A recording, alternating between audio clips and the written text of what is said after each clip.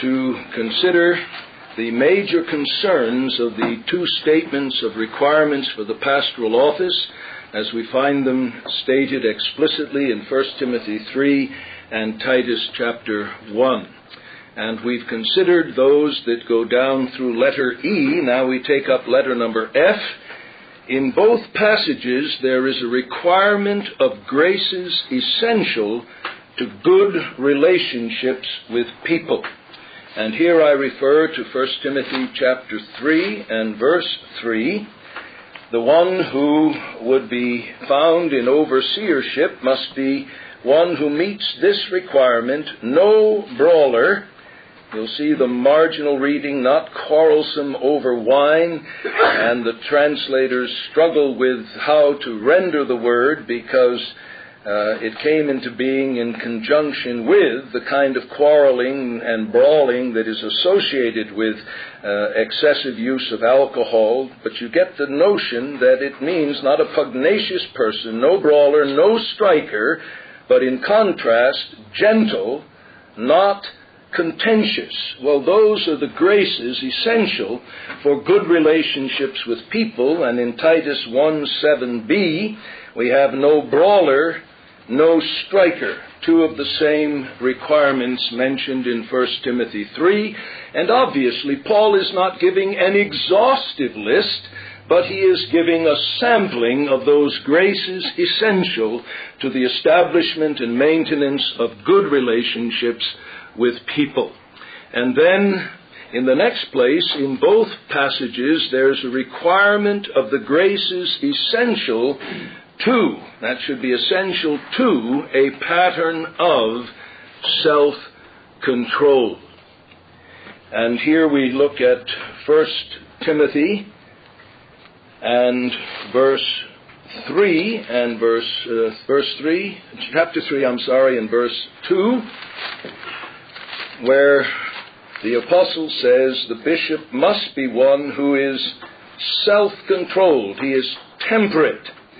He is not merely someone temperate with the use of his wine, but has the general grace of self-control, and that's the precise word that is used in Titus 1 in the same family of words found in Galatians 5:23. The fruit of the Spirit is self-control.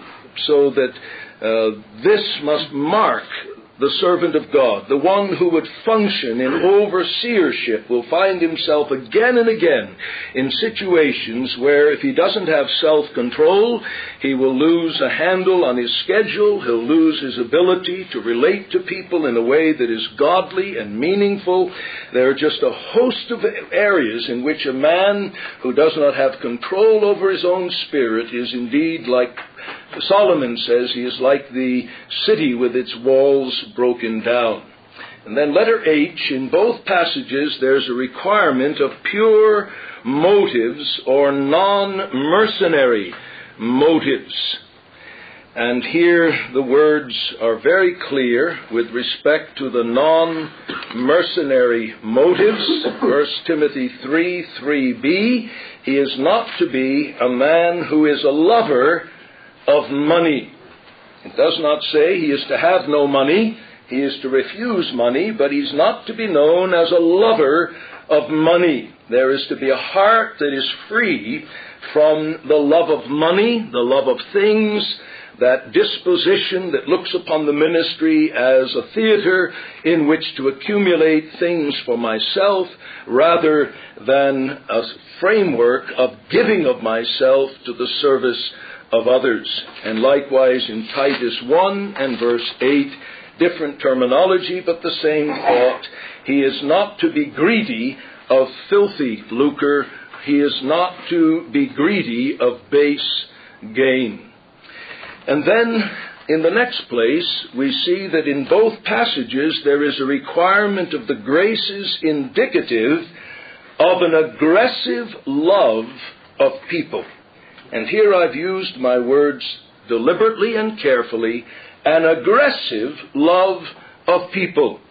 And it's expressed in 1 Timothy 3:2, as one who is given to hospitality. And the emphasis there is not so much upon the social dimensions or the physical dimensions of providing food, but one who has such an outgoing love to people that he has as a conduit of his open heart, his open door, and where necessary and where he is able, an open guest room, an open table. But all of those things are overlaid upon the more fundamental grace of being a genuine lover of people. And so I've expressed it in the words, the grace is indicative of an aggressive love of people.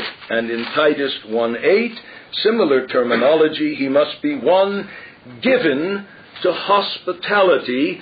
And then there's a question when it says a lover of good. Some of the translations put good men, good in general, but certainly the requirement given to hospitality takes the idea of being a lover of people, and as so often in Scripture, God puts the grace in its concrete expression. If it simply said a lover of people, we'd say, oh well, that's fine, I love people.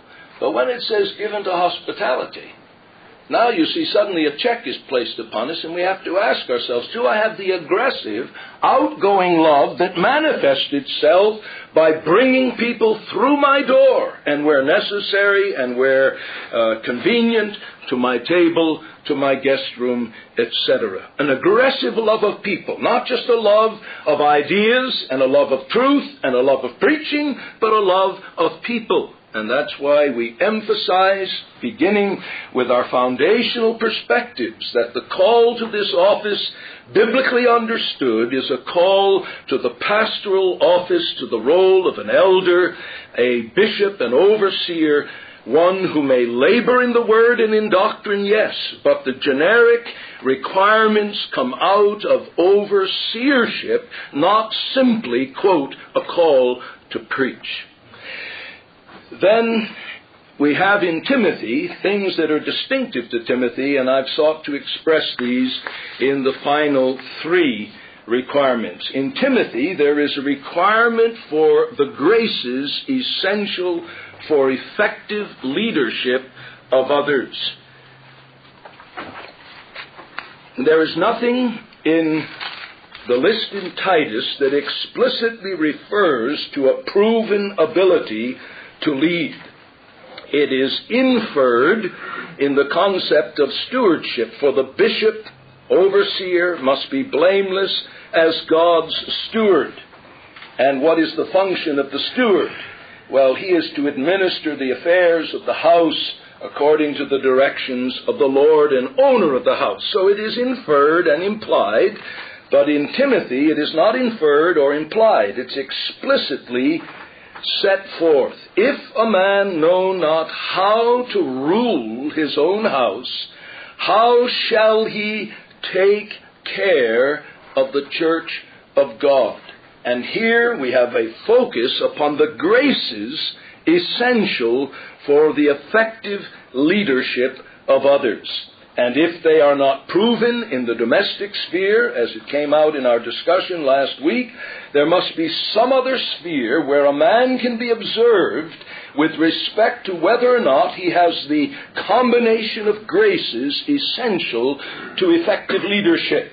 There must be the moral courage, there must be foresight, there must be broad spectrum awareness. You must not have tunnel vision in which you look at one thing and fail to look at the other 7 things that are tied to that one thing by inseparable bonds of spiritual perspectives and consequences.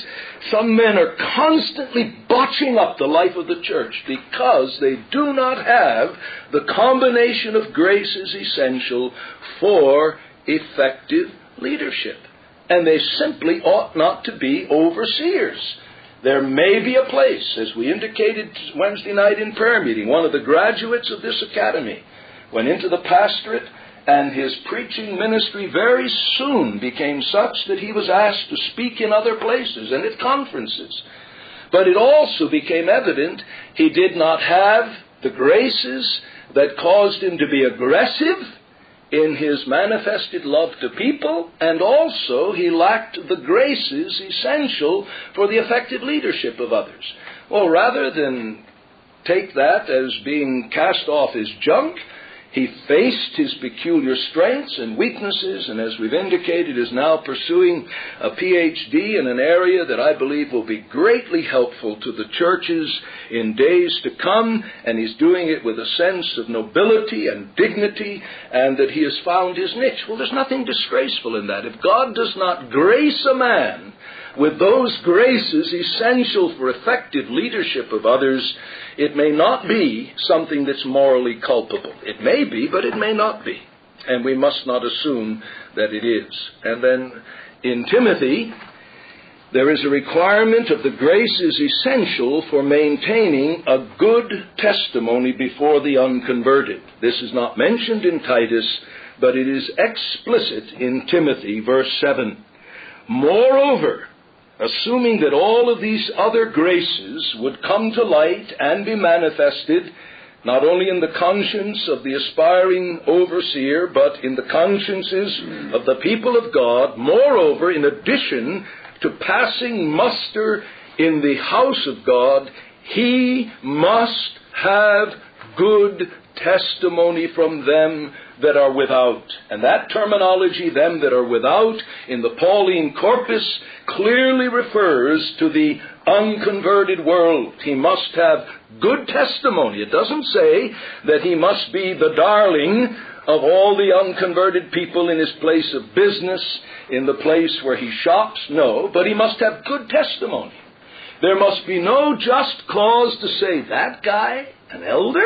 You got to be kidding. No, but when word gets out to the outside world, this man's being proposed for high-profile spiritual leadership in the house of God, they can say, well, I can't stomach his narrow-minded, bigoted religion, but one thing I have to tell you, he sure lives what he believes. I think what he believes is all a bunch of bunk. But one thing is clear, he not only believes it, he lives by it.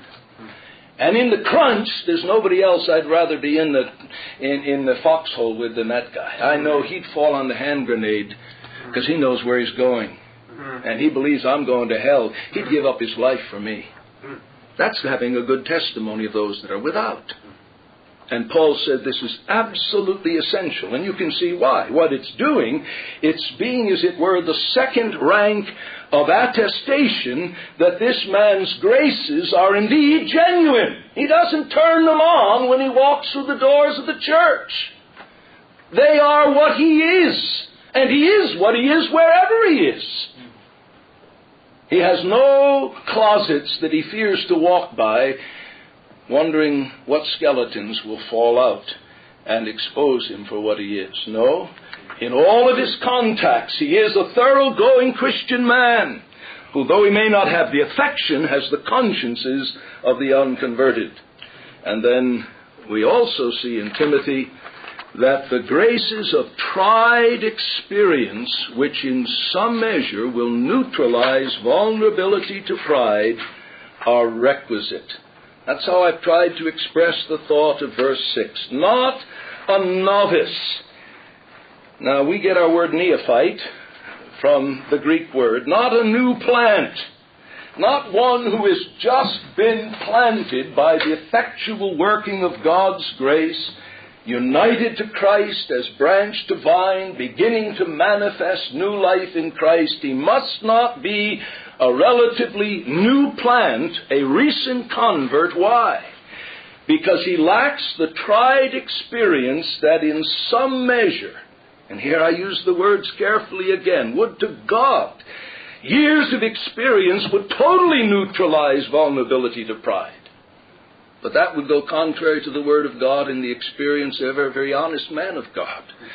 But according to the apostle, not a novice, lest, being puffed up, he fall into the condemnation of the devil. The apostle is assuming that the longer one is planted, and his roots are tested, and his foliage is tested by the blast of temptation and trial and the knowledge of his own heart, he is less vulnerable to pride.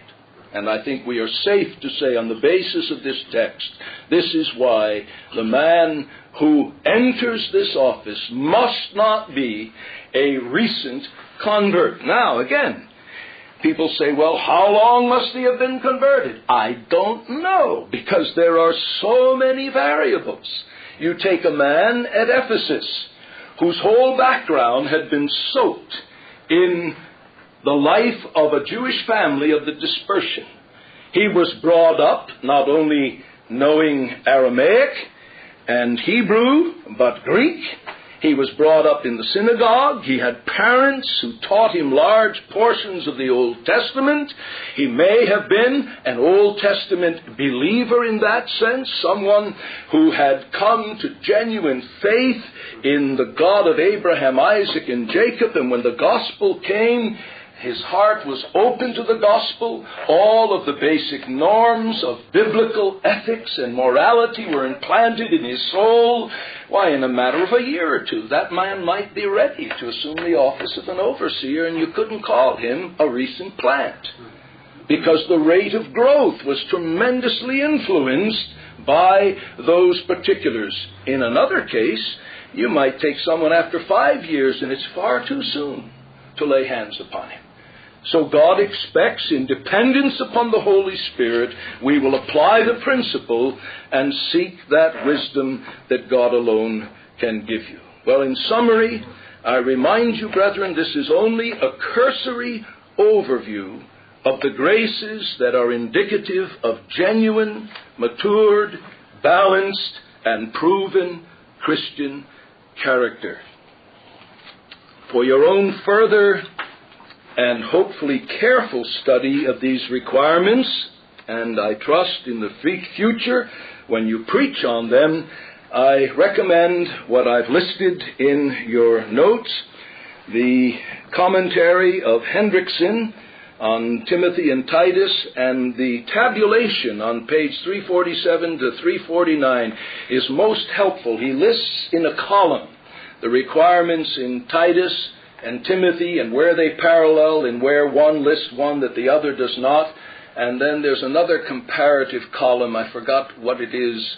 There's a third element in that comparative column, but very helpful material.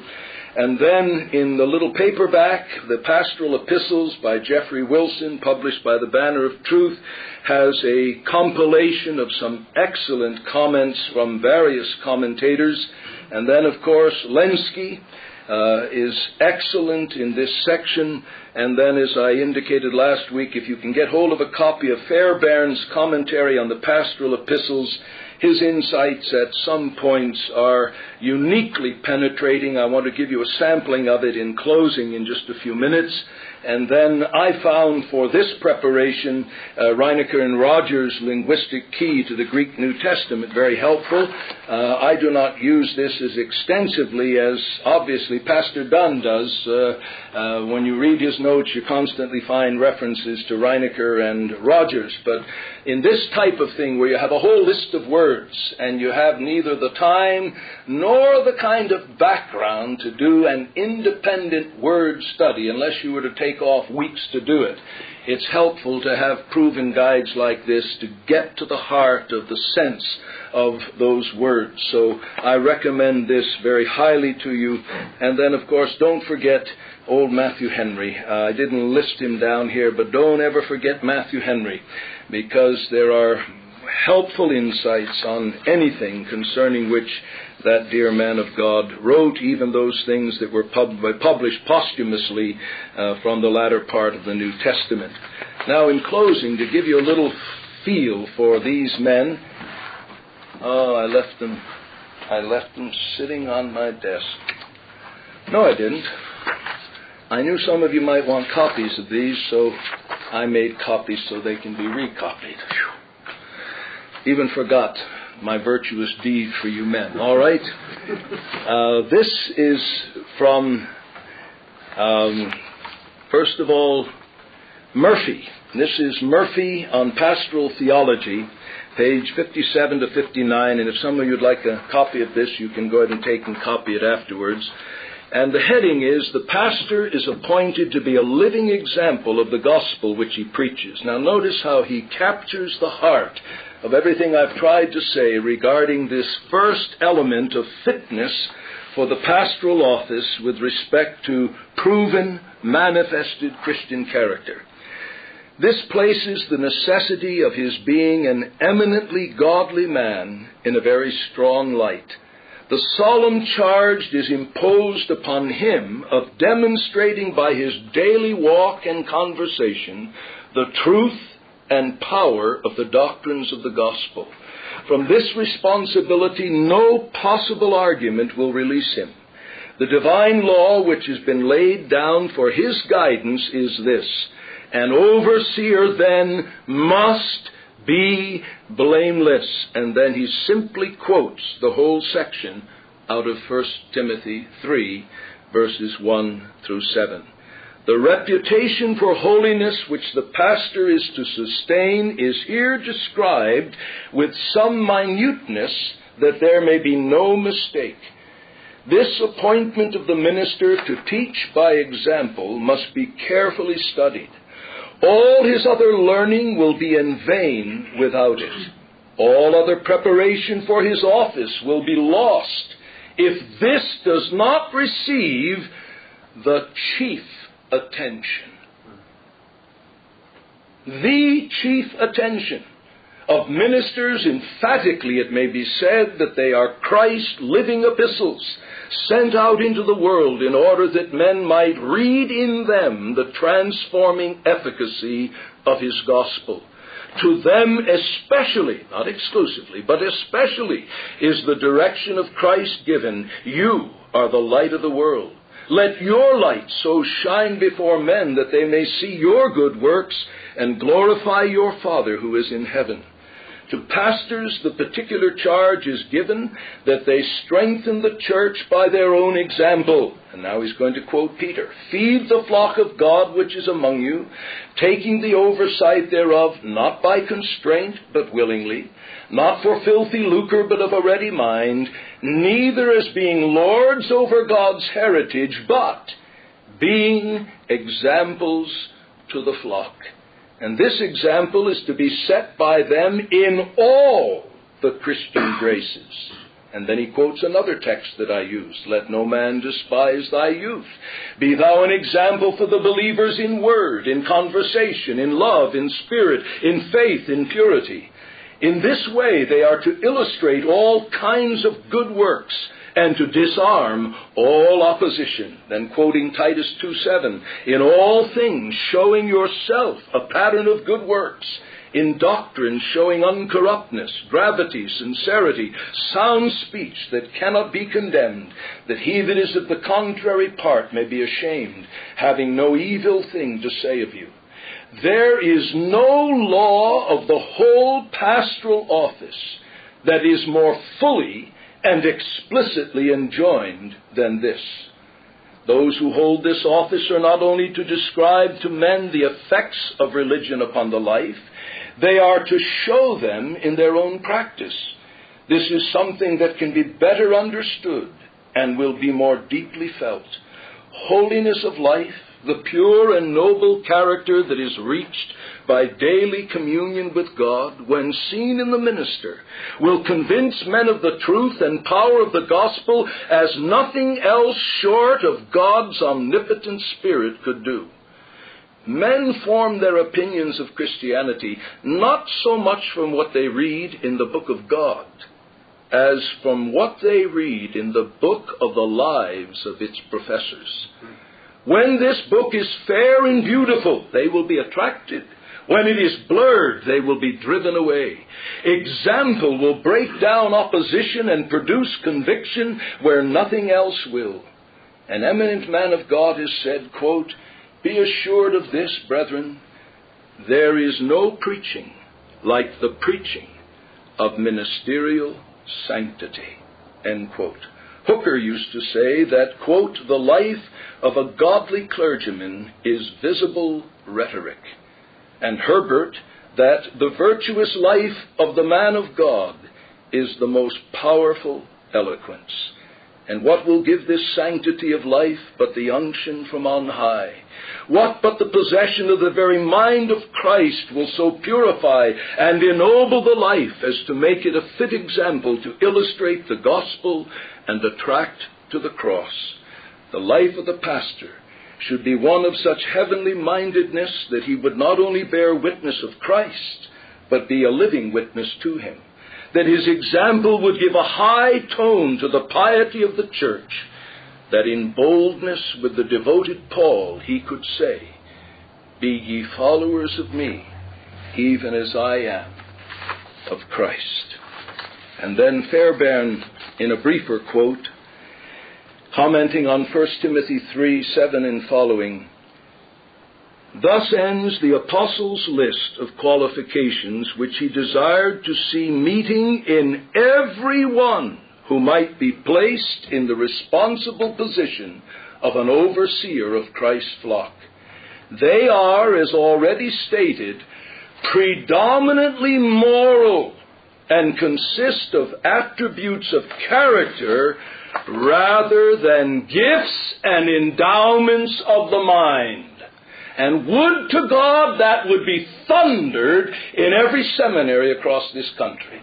And the day it ceases to be thundered in this classroom, may God blow its walls out or empty it of students. It's not worthy to have students here. That list, if we take God's emphasis out of these two passages as to what must be present, we must say that the requirements are predominantly moral and consist of attributes of character rather than of gifts and endowments of mind.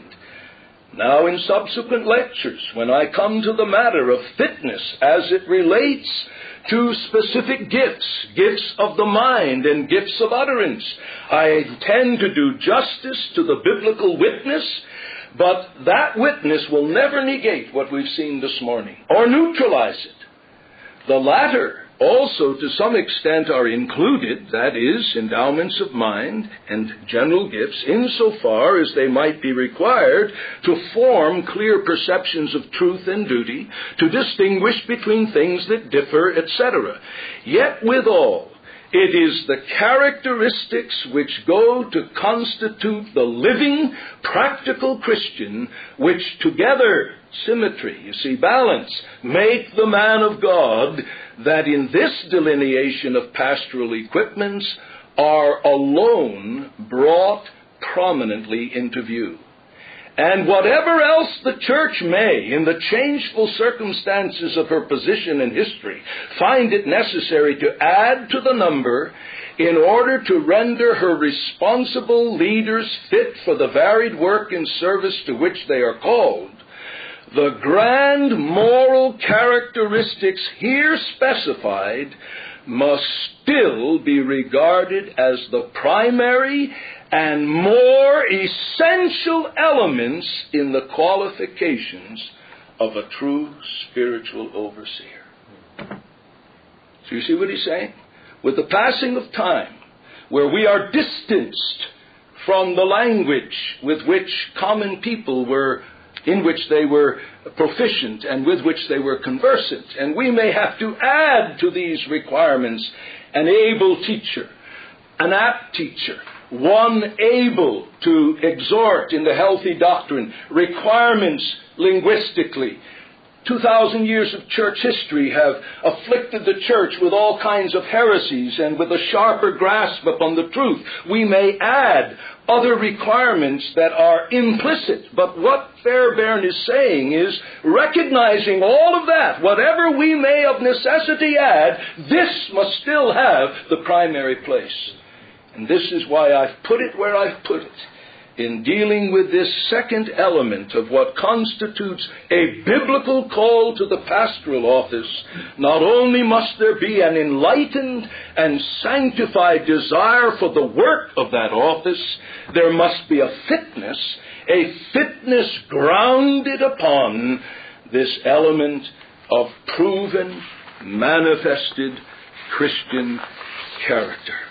And without it, the ministry becomes a sham, the gospel is neutralized in its effect, And I pray, God, that you men will never move from the perspectives that we've sought to articulate here this morning.